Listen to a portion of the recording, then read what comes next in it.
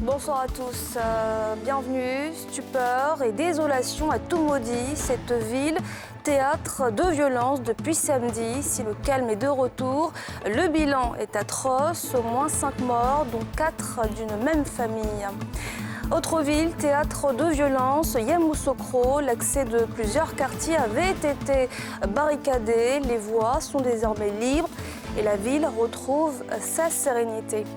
Et puis l'Amérique ne connaît toujours pas le nom de son futur président.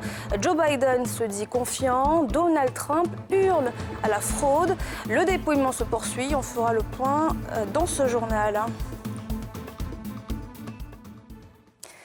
4 morts dans l'incendie d'une maison, un marché incendié, des affrontements entre communautés avec au moins un mort. Depuis samedi, Toumoudi paie un lourd tribut aux tensions de la présidentielle. Depuis, un couvre-feu y a été décrété et le calme semble revenir, mais les populations, elles, restent abasourdies par ces récents événements. Tim et danger, Mathurin Badé. Toumoudi, localité de la région du Bélier, dans le centre du pays, porte encore les stigmates des folles violences intercommunautaires sur fond politique. Sur les ruines de ce marché incendié, ces jeunes bénévoles, pinceaux, peintures et pancartes en main, s'activent à effacer les images qui enlaidissent la cité de l'Agouti. Nous, les enfants de Toumoudi, on n'aime pas ça. On ne veut plus que cela se répète encore. Donc c'est pas la raison on fait ça. Ça nous dépasse. Voilà. Ça fatigue notre esprit en tant que jeunes de Toumoudi. On n'est pas habitué à voir ça. Voilà. Donc on ne veut plus que ça arrive. Donc nous sommes en train de sensibiliser la ville de Toumoudi et la jeunesse de Toumoudi. À l'arrière du marché totalement consumé par le feu de la haine et de la division, ce quartier.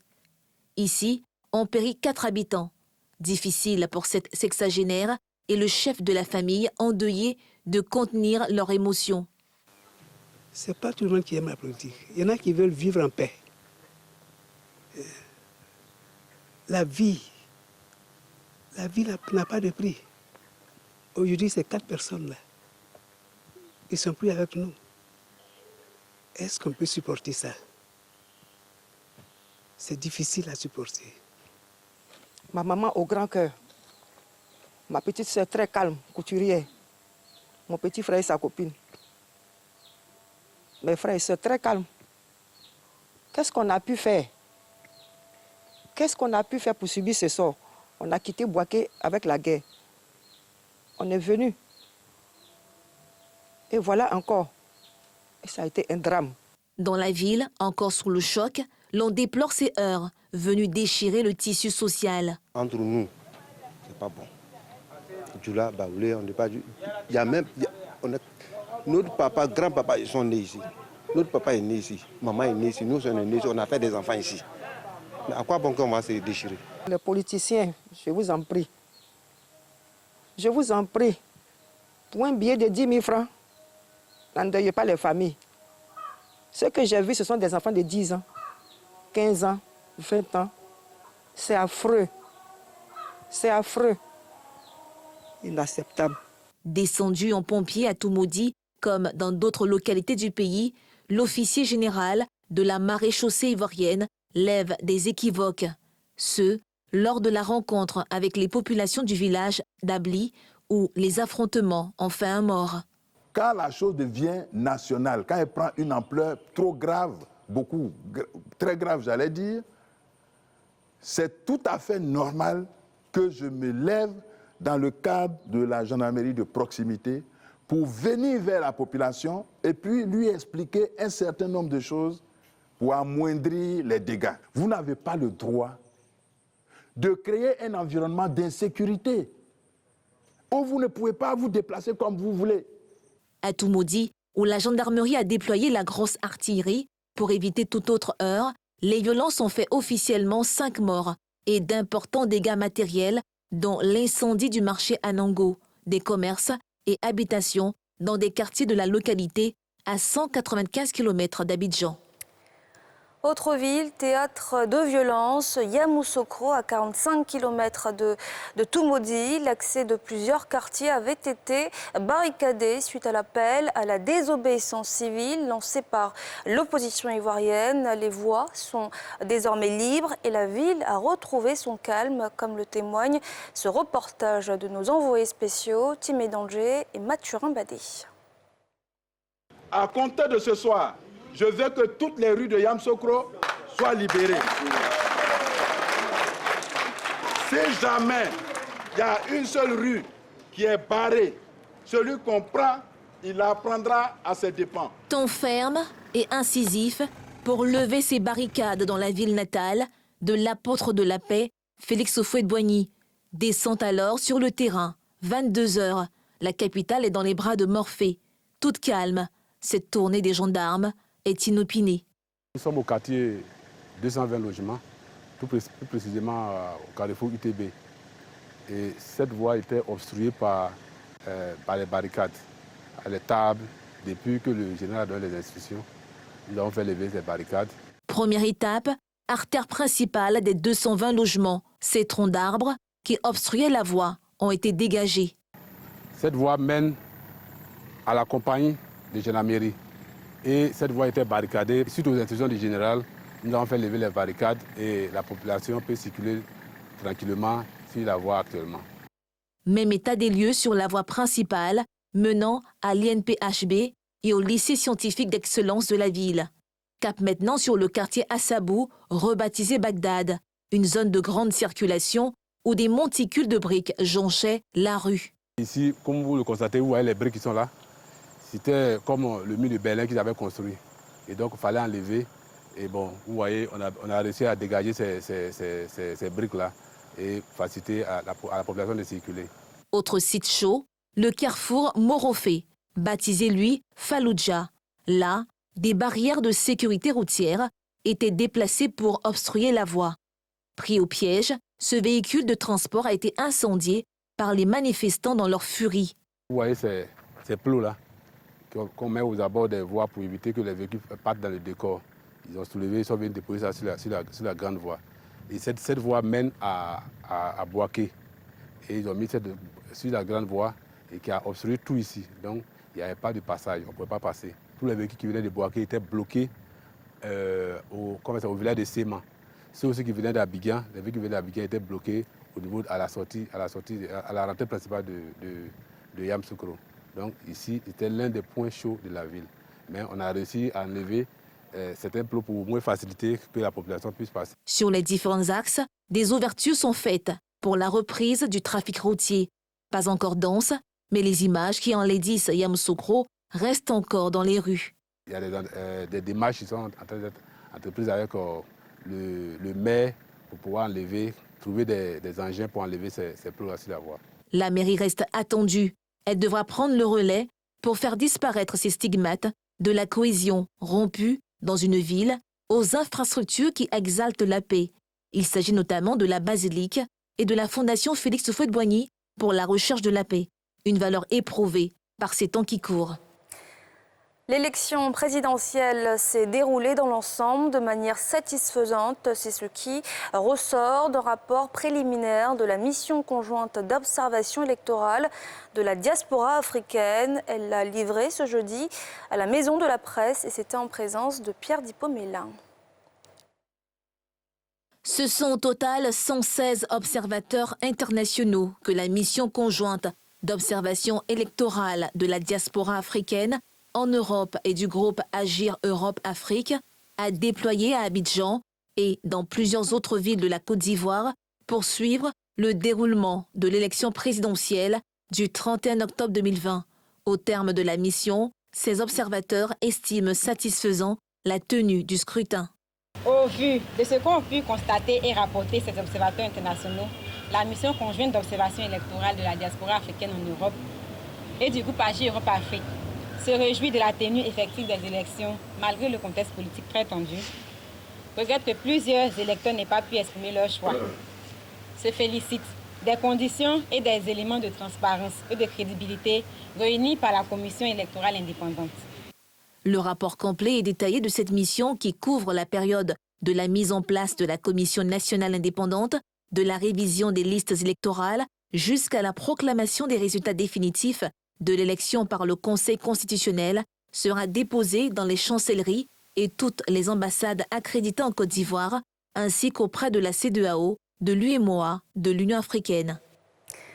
Et puis le Parti pour le progrès et le socialisme condamne la mise en place du Conseil national de transition. Son président appelle au respect des résultats des urnes qui donnent vainqueur selon les chiffres provisoires de la Commission électorale indépendante. Le président sortant, Alassane Ouattara. Le président du Parti pour le progrès et le socialisme, Mathias Kakou, face à la presse, a déploré les violences qui ont émaillé l'élection présidentielle avant de féliciter le président Alassane Ouattara pour sa réélection à la tête de la Côte d'Ivoire. La Commission électorale indépendante a donné les résultats en proclamant de façon provisoire le candidat Ouattara comme candidat élu, avec 94,27%. Au nom du Parti pour le progrès et le socialisme, au nom de tous mes militants, je voudrais d'abord le féliciter pour cette brillante élection et cette écrasante victoire. Je voudrais aussi féliciter M. Kouadio Kouna Bertin. Nous le remercions surtout parce qu'il a reconnu sa défaite en félicitant le vainqueur. C'est ce que nous voulons. Il a aussi condamné la mise en place du CNT, Conseil national de transition, et appelé le président élu à tendre la main à l'opposition afin d'éviter d'éventuels troubles. Nous lui demandons de tendre la main pour qu'il n'y ait pas de soubresaut à l'issue de cette élection. Nous condamnons énergiquement la naissance d'une certaine coalition appelée Conseil national de transition. Je ne sais pas si c'est conseil ou bien comité, mais toujours est-il qu'il y a un CNT. CNT n'a pas sa raison d'être, parce que ceux qui constituent la CNT ont été appelés, ont été retenus. Ils devraient battre campagne. Pour rappel, à l'issue du scrutin présidentiel du 31 octobre dernier, le candidat du RHDP a été crédité de 94,27% des voix. Et puis la LMP, la Ligue des mouvements pour le progrès, une plateforme de l'opposition, réagit face aux derniers développements de l'actualité. Elle déplore les morts au cours des violences pré- et post-électorales et appelle à un dialogue immédiat et inclusif. Pierre Dipomela. La Ligue des mouvements pour le progrès LMP, un regroupement de partis politiques de l'opposition qui a pris part aux discussions sur le processus électoral avec le gouvernement, déplore ce qu'elle a appelé « absence de vraies négociations élargies avec l'opposition ». Une situation selon la LMP qui a conduit aux violences électorales. Elle appelle à la libération des initiateurs du CNT, Conseil national de transition, et l'ouverture immédiate d'un dialogue. La LMP veut croire que ce comité national dit de transition, déclaré récemment, est plus une manifestation de colère que la subversion qu'on peut voir au premier degré. Libérez donc le président Bédié, son épouse et tous ses anciens et nouveaux prisonniers politiques. Mais l'opposition doit se montrer capable d'offrir une solution politique différente du chaos. La LMP sera toujours prête à contribuer à la recherche des voies du consensus, inévitable en démocratie. Nous serons toujours contre la violence gratuite. C'est cela notre mission. Pour rappel, les candidats Bédié et Afi au sein d'une plateforme d'opposition ont rejeté les résultats du scrutin présidentiel et mis en place un conseil de transition. Il a été procédé aussitôt à l'arrestation des initiateurs accusés de complot contre l'autorité de l'État. qui sont les 26 joueurs sélectionnés pour la double rencontre contre Madagascar pour les éliminatoires de la CAN 2021 au Cameroun. Patrice Baumel, le sélectionneur des éléphants, révèle ce jeudi la liste des joueurs et parmi eux, de nouvelles pépites du football ivoirien. Salif Yadekwe, Tanguy Conan. Le sélectionneur des éléphants de Côte d'Ivoire, Patrice Baumel, a dévoilé ce jeudi à la salle de conférence de la Fédération ivoirienne de football, la FIF, la liste de ses joueurs convoqués pour la double confrontation des éléphants face au Barea de Madagascar le 12 novembre au stade Alassane Ouattara d'Ebimpe à Niamey et le 17 novembre à Toamasina dans le cadre des éliminatoires de la Coupe d'Afrique des Nations Cameroun 2021. Une liste composée de 26 joueurs dont Yao Kwasi Gervais dit Gervinho et de Seridier, Kodja Jonathan et de nouveaux visages, notamment Willy Bolly, défenseur de Wolverhampton, et Sébastien Haller du West Ham, tous deux en Angleterre. Tant que les joueurs, quels qu'ils soient, ceux que je connais bien ou ceux que je ne connais pas encore, apporteront cette énergie positive, cette joie, cette envie de tout donner pour le pays, pour le maillot, pour la nation, pour l'équipe, ils seront les bienvenus, quels qu'ils soient, je dis bien quels qu'ils soient. Gervinho fait de bonnes performances dans son club à Parme, qu'il est éligible. Et depuis que je suis arrivé, il enchaîne les bons matchs. C'est un garçon qui a une grosse expérience avec les éléphants et qui est positif dans le groupe et qui a envie d'apporter son expertise, son expérience. Patrice Baumel se dit confiant quant aux qualités de son équipe. Le plus important pour moi, c'était de créer un état d'esprit. Mais quand je regarde cette liste, je suis plutôt confiant, je suis plutôt satisfait de ce groupe. Allier, je le répète, l'état d'esprit, la qualité individuelle au service du collectif, je dirais que cette équipe de Côte d'Ivoire a fière allure. Le dire aujourd'hui, c'est bien, mais il va falloir le montrer sur le terrain, ils le savent. Donc c'est ma philosophie de travail. Selon la FIF, le match du 12 novembre dans l'enceinte du tout nouveau stade Alassane Ouattara d'Ibimpe à Niamey sera gracieusement offert au public sportif. Madagascar occupe la première place du groupe K avec 6 points, devant la Côte d'Ivoire et l'Éthiopie qui totalisent chacune 3 points. Vous avez certainement déjà eu recours à leur service pour ajuster une tenue, réparer les trous de vos vêtements ou encore remplacer une fermeture éclair.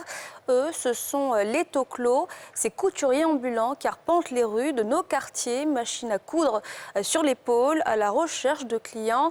Si leur présence nous est familière, les connaît-on vraiment pour autant? Qui sont-ils? Quelles sont leurs histoires?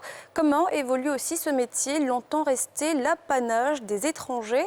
C'est le dossier du jour et il est proposé par Patrick Brédé et Armel Zozo. Machine à coudre à l'épaule, quelques sons à l'aide de son ciseau en guise de clochette pour avertir de son arrivée. Ahmed Soumaïla est un couturier ambulant, un toclo-toclo, comme on les appelle en Côte d'Ivoire. C'est pour enlever ça. Maintenant, ça là, c'est déchiré. L'histoire de ces hommes se confond souvent avec celle de nombreux foyers ivoiriens. Ce matin, Ahmed rend sa visite hebdomadaire à la famille Koné. C'est habit les enfants là, ils me donnent. Si c'est un peu déchiré là, si ça c'est là, je vais défaire pour grandir. Si c'est gros là, je vais serrer. Si c'est un peu long là, je vais couper pour arranger. Il y a 2 ans, qu'Ahmed s'est improvisé couturier ambulant après de petits boulots exécutés ça et là. Les mamans là, ce qui est fait là, avant là, oui, dans ma place là, maintenant ils ont cassé ça. Je ne sais pas ce que je vais faire. C'est à cause de ça, et chercher Togolou l'a fait doubler ça. Les toclos sont bien utiles pour les ménages. Les couturiers là, ils sont un peu chers, les toclos les sont moins chers. C'est eux qui nous arrangent beaucoup. Voilà pourquoi on est eux. Même si on ne les voit pas même, on les cherche, on les attend. L'habit est là, on les attend. Quand ils viennent et puis on fait sortir tout. Et là, par exemple, tout ça là comme ça, il a fait à 400. À 2 pas de la cour des Koné, un autre toclo, raccommoder, ajuster, réparer les trous. Ismaël Moussa l'a appris sur le tas. C'est pas coup d'habit. Si c'était serré là, et puis desserré, Voilà, c'est ça il fait. Il ne touche pas à la vie de quelqu'un comme il ne connaît pas. S'il est gâté, là, quelqu'un va dire qu'il va payer. De nationalité étrangère pour la plupart, ces couturiers doivent parcourir une dizaine de kilomètres par jour à la recherche de la clientèle. Les couturiers, là, c'est pas évident qu'ils fassent ça pour toi. Donc, il vaut mieux devenir vers eux pour faire. Sinon, c'est pas parce que ça nous coûte moins cher qu'on vient vers eux. Mais c'est parce qu'eux, ils sont là pour ça. Un toclo gagne en moyenne entre 1000 et 2000 francs par jour, et ce, au prix d'énormes sacrifices sur le coût des prestations. Tu vas prendre une machine, 15 000 ou 20 000, tu vas livrer à ça. Tu vas payer couture. Recommandage, quoi. Ça pas couture, recommandage. 25, 50, 25, 50. De plus en plus, les toclos se sédentarisent. Leur lieu de prédilection, les espaces de friperie, comme le marché de côté. Roselyne est une habituée du hangar d'Aruna. Quand tu essaies le pantalon, quand c'est gros, tu viens chez le toko pour venir diminuer. Quand vous voyez c'est un peu gros, en bas, il peut diminuer aussi en bas légèrement pour que ça puisse te rentrer. Pantalon, robe, sac, la large gamme de prestations de Aruna ne l'épargne pas des indélicatesses de la clientèle. Si vous voulez pas me compliquer, viens là même. Si moi je vois de loin même, moi je connais. Voilà, si ce travail c'est compliqué, moi je dis non, ma chérie, je n'ai pas de temps. Le raccommodage se démocratise et se modernise avec l'intérêt grandissant des jeunes Ivoiriens. Il y a 12 ans, le rêve de coudre des costumes sur mesure a pris un tout autre chemin pour Ahmed. Ça le voit un monsieur Cissé. Voilà, donc lui, c'est lui qui a appris à faire les retouches. Donc maintenant, lui, bon, il est décédé maintenant. Là, moi aussi, je continue à faire les retouches. Ah, c'est comme ça qu'il reste dans la retouche. Par bon ou mauvais temps, d'autres chirurgiens des vêtements sont à la tâche dans leur atelier d'Adjami. À leur tête, Diakité. Leur mission, redonner une nouvelle vie à toute cette friperie presque inutilisable. Les anciens habits, quand on casse les balles, c'est que gros, on vient ça chez nous et puis on diminue ça et puis ça en revend encore. C'est ce qu'on fait ici. On va avoir à manger. En quelques secondes, Diakité l'alchimiste de la retouche transforme ce t-shirt en jupe. Démonstration.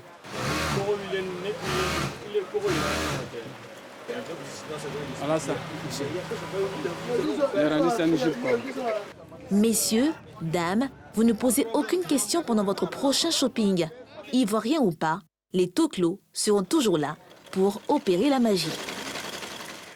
La jacinthe d'eau est une plante aquatique qui apparaît de manière saisonnière sur les eaux ivoiriennes, mais à chaque apparition, elle constitue un véritable casse-tête pour les acteurs du transport lagunaire. Les raisons dans ce reportage de Salif Yalikwe, Tanguy Konan.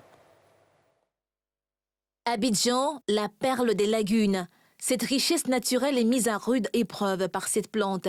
La jacinthe d'eau visible ces jours-ci sur l'ensemble du plan d'eau lagunaire. Une réalité qui rend la circulation lagunaire difficile. Ce directeur des opérations d'une des compagnies exploitant la lagune de la capitale économique ivoirienne explique ces difficultés. C'est une réalité qui est épisodique. Il faut s'attendre dès la mi-octobre jusqu'à la mi-février. Mais c'est loin d'être un épiphénomène pour nos activités parce qu'il y a donc un impact qui est franchement négatif. Vous avez la difficulté de la manœuvrabilité des bateaux une fois que ces jacinthes d'eau apparaissent. L'inconfort que ça crée pour nos clients, l'allongement des temps de parcours, parce que notre activité, c'est une activité de promesse qui est faite aux clients pour leur dire, par exemple, que de Koumassi à Treichville, on peut vous transporter en une trentaine de minutes. Mais la présence des jacinthes d'eau va faire qu'au lieu de 30 minutes promises aux clients, on peut se retrouver facilement avec 50 minutes. Donc ça change tout. La destruction même du matériel de travail, notamment des hélices et aussi de tout le système de propulsion des bateaux. Un manque à gagner lors de l'apparition de cette plante invasive, également pour la pinasse. Cet autre moyen de transport lagunaire très prisé. Ça endommage nos hélices, puisque l'hélice tourne à une certaine vitesse. Donc les salades s'embourbent au sein de l'hélice. Une fois que c'est embourbé, on ne peut pas avancer. La pinasse ne peut ni avancer ni reculer. On est obligé à chaque fois de faire recours à des plongeurs pour essayer de dégager un peu. Il faut que l'État ou bien les institutions compétentes se penchent véritablement sur ce problème-là parce que ça influence négativement les activités économiques les entreprises que nous sommes. Ces transporteurs restent impuissants face au phénomène. La présidentielle aux États-Unis, l'Amérique retient son souffle, le dépouillement se poursuit et pour l'heure, Joe Biden comptabilise 264 grands électeurs contre 214 pour Donald Trump. Le président sortant qui dénonce une élection truquée annonce des poursuites judiciaires et revendique une victoire en avance. Le récit de Yili Traoré. 2 jours après le scrutin présidentiel américain, la tension était tangible dans la poignée d'États clés qui pourraient décider dès jeudi de l'issue de l'élection en faveur de Joe Biden. Le camp de Donald Trump ayant lancé plusieurs actions en justice, appuyées dans certains cas par des manifestations de partisans. Le candidat démocrate ne doit plus gagner qu'un ou 2 des derniers États clés restant en jeu pour devenir le 46e président américain. Il s'est retenu toutefois de revendiquer la victoire, comme l'avait fait son adversaire, mais a assuré qu'il était en revanche sûr de l'issue. Ce qui est particulièrement important pour moi, c'est que nous avons gagné avec la majorité du peuple américain. Et tout indique que la majorité va se renforcer. Nous avons une avance de près de 3 millions de voix sur le vote populaire et tout porte à croire que cette avance va également augmenter. En effet, la sénatrice Harris et moi sommes en bonne voie pour remporter plus de voix que tous les autres tickets de l'histoire de ce pays n'aient jamais remporté la présidence et la vice-présidence. Un dernier décompte jeudi matin donnait aux démocrates 264 grands électeurs contre 214 au président sortant. Le nombre requis pour accéder à la présidence est de 270. L'équipe de campagne de Donald Trump a annoncé une première offensive judiciaire dans le Wisconsin, remportée par Joe Biden. Les républicains veulent demander un recomptage des suffrages et ont demandé à un juge local de réexaminer les bulletins déjà comptés. Ils ont également déposé un recours pour obtenir la suspension du dépouillement dans l'État clé de Pennsylvanie. Je ne sais pas si cela se passe dans d'autres endroits, mais cela se passe dans le Wisconsin, où nous avons gagné des poursuites et nous devons maintenant nous pencher sur 3 autres endroits. Ce que cela signifie, selon moi, c'est qu'il s'agit d'un effort concerté des escrocs qui dirigent le Parti démocrate. Et vous savez que les machines de ces grandes villes sont truquées. À Phoenix, en Arizona, plusieurs dizaines de sympathisants de Donald Trump ont manifesté dans la soirée dans une ambiance tendue devant un bureau de dépouillement des bulletins de vote. Pour la première fois depuis 2000, les Américains ne connaissent pas le nom de leur prochain président au lendemain du scrutin. La participation a été record, notamment par correspondance, et le dépouillement pourrait durer quelques jours dans certains des États clés qui décideront du nom de celui qui prêtera serment le 20 janvier 2021. Et c'est la fin de ce journal. Excellente soirée à tous.